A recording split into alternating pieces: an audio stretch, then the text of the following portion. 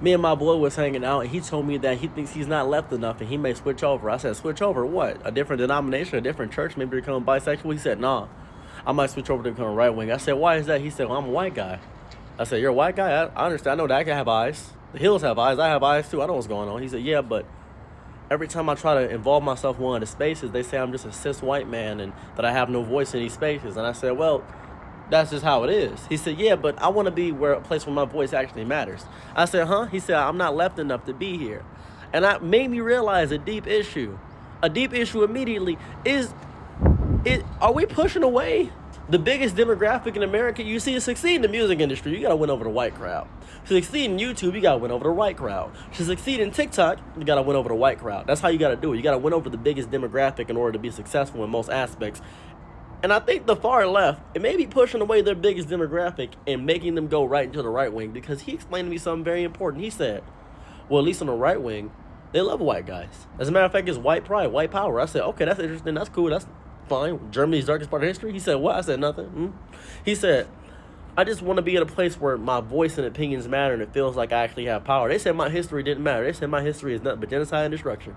I said, a little bit. He said, yeah, but I'm not even American. True, he's not American. He's from Australia. This is an Australian man. I don't even know Australian history. Emus? I think they fought emu. I have no idea what happened back in the day. I have no clue. I don't know what's going on there. He said, I'm not an American. I was born in Australia, and my dad's from Australia, and I came over here, and I'm being told that I'm responsible for everything. My people are evil. I don't even know what I've done. And I said, I can see why you switch over. And I think that the biggest recruiters for the far right may be the far left. And that may be insane to say so. Because what is the far right?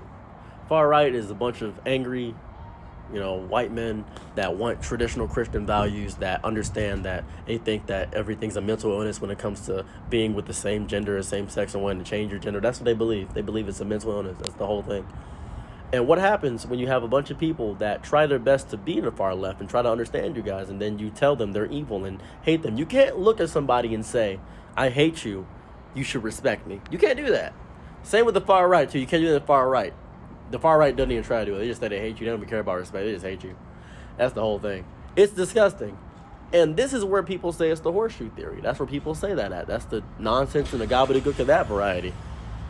I didn't suspect that. That caught me off guard. I don't even know if this is a real issue, realistic. I thought maybe a one anecdotal evidence that I have, but I feel like this could be a mass problem. Am I just discovering this? Am I stupid? I might be dumb. I might be an idiot.